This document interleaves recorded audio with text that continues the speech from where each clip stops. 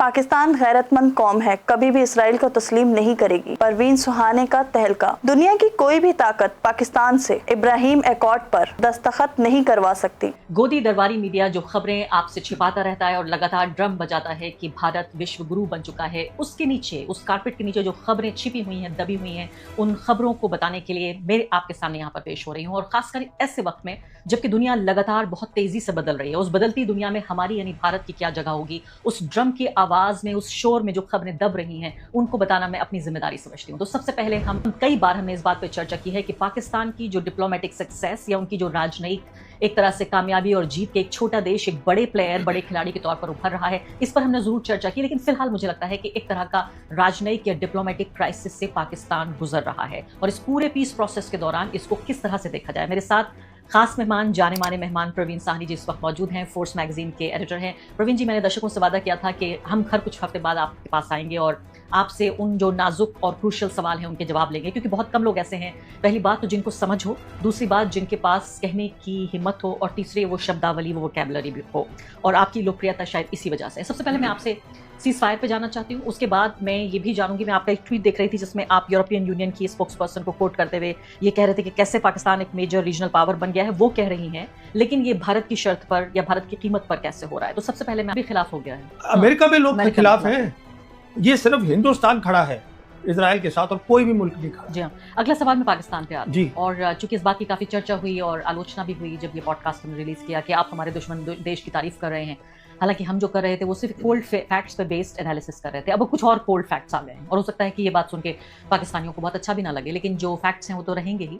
अभी की बात है ये 2 दिन पहले की, जब आसिम मुनीर और साथ ही उनके प्राइम मिनिस्टर शहबाज शरीफ दोनों सऊदी अरब गए। इसके अलावा उनके डेप्यूटी प्राइम मिनिस्टर को फौरन तलब किया गया अमेरिका जाने के लिए, वहाँ वो गए। ये सब कुछ एक डिप्लोमेटिक क्राइसिस के तौर पर उभर रहा है, क्योंकि सीज फायर की इस पूरी कड़ी में अब्राहम अकॉर्ड्स पर सिग्नेचर चाहता है अमेरिका, पाकिस्तान से भी, दूसरे मुल्कों से भी जाता है, सऊदी अरब भी करे, बाकी लोग भी करें, जो कि पूरी तरीके से एंटी ईरान है अब्राहम अकॉर्ड्स। मैं इस पर भी आऊंगी कि उसका क्या रेलेवेंस है। लेकिन क्या आप इस डिप्लोमेटिक क्राइसिस को देख रहे हैं कि जो कंट्री एक तरह से शांति के मसीहा के तौर पर उभरा कि कैसा मैसेंजर ऑफ पीस बन गया है, पूरी दुनिया की सबसे बड़े नेता आकर टेबल पर बैठ के बातचीत कर रहे हैं, ईरान और अमेरिका ने 50 साल बाद पहली बार टेबल पर बैठे और बातचीत हुई, तो एक तरह की कामयाबी तो थी, लेकिन वही अब एक डिप्लोमेटिक क्राइसिस में बदल गई है।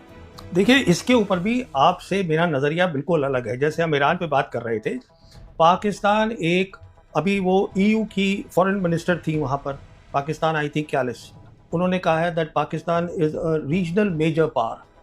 And how do you define the region? Region क्या है? रीजन आज ये 3 एरियाज हैं, central Asian republics, west Asia, south Asia. और आज Trump needs Asim Munir more than Asim Munir needs Trump. आज जब अभी हुआ है शंग्रीला डायलॉग, जहां पर पीट हेग्सेट थे, ये सेक्रेटरी ऑफ वॉर अमेरिका के, उनसे एक सवाल पूछा गया हिंदुस्तान पाकिस्तान पे, तो उन्होंने कहा हम चाहते हैं कि हमारा दोनों के साथ है और हम दोनों को अलग अलग लेन्स में हम उनके साथ काम करना चाहते हैं।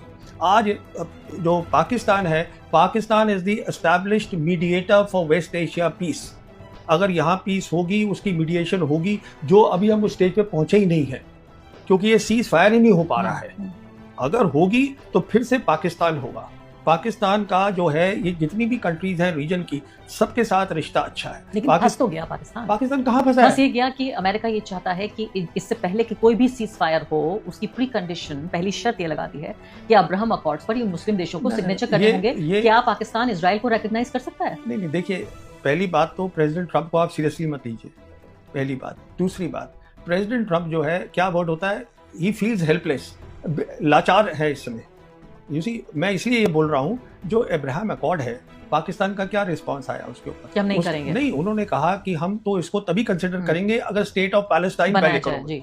और उन्होंने ये कहा कि जहां तक नेतन्याहू है, ही is a terrorist. This is a strong response coming. फिर क्यों गए सऊदी अरब? इसलिए उन्होंने ये रिस्पांस दिया because they know that America needs them. आज अमेरिका को, अगर देखिए, ईरान से अगर बात अमेरिका करेगा, ईरान के लिए आज मीडिएटर बेस्ट जो है वो पाकिस्तान है। Pakistan is acceptable to China, Pakistan is acceptable to Russia. इसलिए Pakistan is the best, is the only choice. लेकिन माना तो ये जाता है कि अमेरिका की दोस्ती उतनी खतरनाक, दुश्मनी इतनी खतरनाक नहीं होती जितनी अमेरिका की दोस्ती खतरनाक है। हेनरी किसिंजर ने ये बात कही थी, और मैं जब एक पैनलिस्ट से बातचीत कर रही थी तो उन्होंने यही बात कही कि पाकिस्तान एक तरह के एक उलझन में फंस गया है कि वो दोस्त भी बनना चाहता है, और जाहिर है IMF और वर्ल्ड बैंक इस सब पर आधारित है उनकी इकोनॉमी। जो आपने पहली बात कही हेनरी किसिंजर की, वो सही है। इसीलिए मैं बोलता हूँ कि हिंदुस्तान जो जुड़ गया है एकदम इंडिया अमेरिका के साथ, this is not a good policy. तो इंडिया के लिए अगर अमेरिका की दोस्ती अच्छी नहीं है तो पाकिस्तान के लिए कैसे अच्छी होगी? पाकिस्तान ज्यादा समझदार है। पूछिए क्यों, मैं भी बता बताइए ना, सुनिए सुनिए बात को। देखिए, पाकिस्तान में जो एक अच्छी बात रही वो उनकी आर्मी रही। सुनिए इस बात को। जो पाकिस्तान के आर्मी चीफ हैं, जब पहली जंग हुई जम्मू कश्मीर की, जब सीज फायर लाइन बनी 1 जनवरी 1949 को सीज फायर लाइन बन गई, उसके बाद जो रिस्पॉन्सिबिलिटी हो गई जनरल हेडक्वार्टर्स की, वो ये हो गई कि हमें इंडिया के मुतालिक जो फॉरेन पॉलिसी है उसको हम ध्यान रखेंगे। We are responsible and we are also responsible for the security of Pakistan, because उस समय जो उनका कैपिटल था दैट वाज इन कराची। 49 उधर कराची में था। अच्छा, उसके बाद क्या हुआ, जब उन्होंने ये टेस्ट कर लिया 1998 में टेस्ट किया पाकिस्तान ने, उसके बाद पाकिस्तान जनरल हेडक्वार्टर ने बोला अब हम फॉरेन पॉलिसी भी रखेंगे, हम करेंगे। कहने का मतलब ये है कि जो उनका जनरल हेडक्वार्टर है, जो उनकी टॉप लीडरशिप है, उसको एक्सपीरियंस बहुत है इन चीज़ों का। उनको देखिए ये चीज़ें एक्सपीरियंस से भी आती हैं, और हर बार उन्होंने जब भी करी है बातचीत या दोस्ती करी है अमेरिका के साथ, पाकिस्तानी जीते हैं। वो इसलिए जीते हैं क्योंकि उनको ये भी पता है कब छोड़ना है अमेरिका को, वो छोड़ देते हैं। लेकिन इसके पीछे तो मुझे लगता है सानी साहब यही है कि उनकी जो ज्योग्राफिकल लोकेशन है वो इस तरह से है कि वो बार्गेन कर सकते हैं, वो चाहें तो ब्लैकमेल भी कर सकते हैं। वो तो हमारी बॉर्डर्स, हमारा बॉर्डर तो ईरान से नहीं मिलता। ना, हमारी बहुत अच्छी लोकेशन है। देखिए, आज से जब मोदी सरकार आई थी उस समय ये बात होती थी कि जो तीनों बड़ी ताकतें हैं, मल्टीपोलर वर्ल्ड बन गई थी तकरीबन, लोग मानते हैं 2017 में। उस समय मोदी सरकार थी यहाँ। उस समय सारा फोकस जो था वो इंडो पैसिफिक के ऊपर था, यूरेशिया पे नहीं था। अब यूरेशिया पे चला गया है। तो इंडो पैसिफिक पे जो था, अगर आप हमारी लोकेशन देखें, हम बीच बैठे हुए हैं इंडियन ओशन के। तो तीनों बड़ी ताकतें हमसे बात करना चाहती थी, पर हमने कहा कि हम चीन से बात नहीं करेंगे, और हमने कहा कि जो रशिया है वो अब इट इज अ पावर जो डिक्लाइन में है। जो हमारे अभी CDS रिटायर हुए हैं अनिल चौहान, ये उनकी स्टेटमेंट है, हम सिर्फ अमेरिका के साथ बात करेंगे। तो कहने, और अमेरिका हमको जो है वो बराबरी से बात नहीं करता, अमेरिका किसी के साथ बराबरी से बात नहीं करता, उनकी आदत यही है। कहने का मतलब ये है कि ये लोकेशन तो एक चीज़ होती है, दूसरी चीज़ क्या होती है जो पाकिस्तान के हक में है। एक लोकेशन है, मुस्लिम नेशन है, न्यूक्लियर वेपन है। दुनिया इस नतीजे पर पहुंची है, जो कि EU के foreign minister, this lady also said the same thing in Pakistan, that you are a regional major power. How did they come to this conclusion? उसी तरीके से जैसे अमेरिका पहुंची बिकॉज ऑफ ऑपरेशन सिंदूर। लेकिन अगर इतने ही शानदार लोग होते तो इकोनॉमी इतनी खराब। अब देखिए, ये दो बातें हो गई। लेकिन आप बताइए, आर्मी का भी पूरा बजट। नहीं, सुनिए बात, ये दो बातें हो गई। अब security policy, foreign policy, governance, these are separate things. अब गवर्नेंस में कमजोरी है, वो उनको ठीक करनी पड़ेगी। लेकिन देखिए, एक गरीब मुल्क के लिए, आपने चूंकि उनकी आर्मी की तारीफ की, इसलिए मैं ये सवाल यहाँ पैदा होता है कि कितने गरीब मुल्क के लिए सिर्फ इसलिए कि उनकी पूरी आर्मी और पूरी जो उनकी स्ट्रेटजी है वो इंडिया के अगेंस्ट है, इंडिया सेंट्रिक है, इसलिए एक बड़ा हिस्सा उनके बजट का जाता है उनकी आर्मी। हमारे यहाँ भी बहुत कोशिश करते हैं लोग कि ज्यादा से ज्यादा डिफेंस को जाए बजट। हो सकता है आप एक पूर्व सैनिक के तौर पर आप भी इस बात की वकालत करें, मैं इसकी वकालत नहीं करती कि ज्यादा बजट जाना चाहिए डिफेंस को। मुझे लगता है वो एजुकेशन में जाना चाहिए और दूसरे वेलफेयर के कामों में जाना चाहिए। लेकिन अगर यही आर्मी का ये पूरा कंट्रोल नहीं होता तो उनकी इकोनॉमी बेटर होती। क्यों वर्ल्ड बैंक, IMF और अमेरिका और साथ साथ सऊदी अरब, UAE, इन सब की डोनेशंस पे तो ये मुल्क, ये जो मुल्क है हमारा पड़ोसी मुल्क, ये डिपेंड करता है। तो इतने शानदार कैसे हो गए, इतने कामयाब कैसे हो गए? तो अब आप इसका जवाब सुनिए। जवाब इसका ये है, ये दोनों चीजें अहम होती हैं, देश की तरक्की, डेवलपमेंट, और आपकी सॉवरेन इंटीग्रिटी, कि आपके बॉर्डर सिक्योर हैं, हम कलेक्टिव सिक्योरिटी।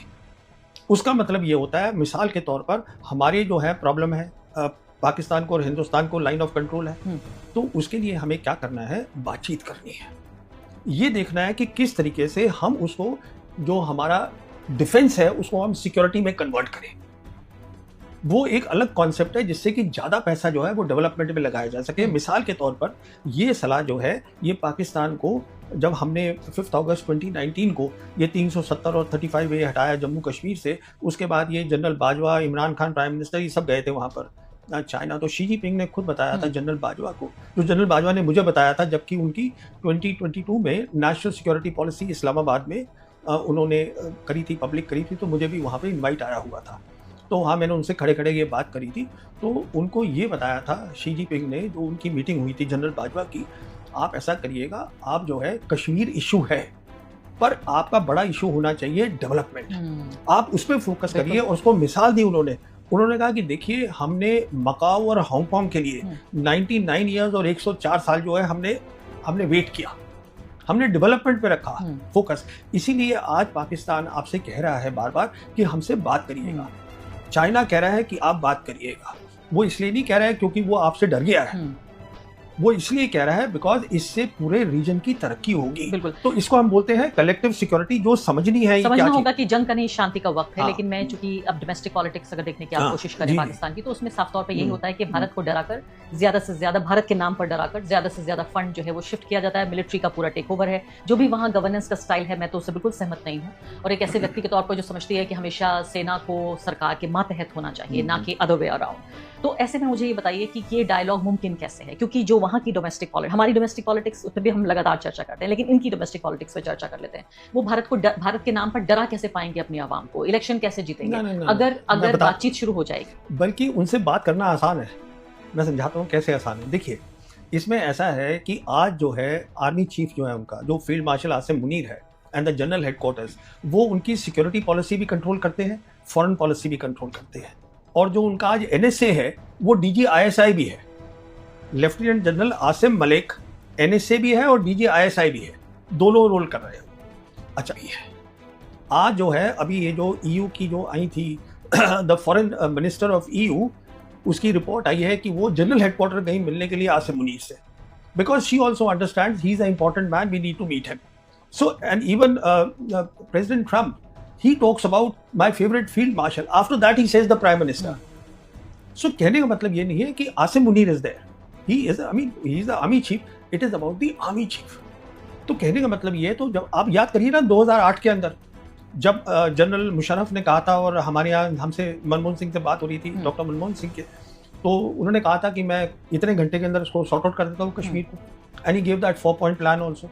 और वो कर भी सकते थे, फिर वहाँ पे उनकी अपनी प्रॉब्लम्स हो गई, हमारे यहाँ भी कुछ क्योंकि प्रॉब्लम्स सेंट्रलाइज्ड है वहाँ पावर, डेमोक्रेसी कम है, वो लॉयर्स की वो हो गई नहीं, फिर ये भी है ना कि वहाँ कुछ लोग मिलकर सारा फैसला कर सकते हैं। देखिए, उनसे बातचीत करनी बहुत आसान है, क्योंकि उसमें ये नहीं है कि आपको उससे भी बात करनी है, उससे भी बात करनी है, इससे भी बात, आपको पता है किससे बात करनी है, पर हम बात करते नहीं है। आप इसको अच्छी चीज बता रहे हैं, मेरी नजर में ये बहुत अच्छी चीज नहीं है। मैं जो सेंट्रलाइज। तो नाजरीन, ये थी आज की अहम खबर। अगर आप मजीद बाखबर रहना चाहते हैं तो हमारे चैनल को सब्सक्राइब करें। वॉन कराची की वीडियोस देखने के लिए हमारा चैनल सब्सक्राइब कीजिए और बेल के आइकन को क्लिक कीजिए, ताकि आप हमारी तमाम आने वाली वीडियो से बाखबर रह सकें।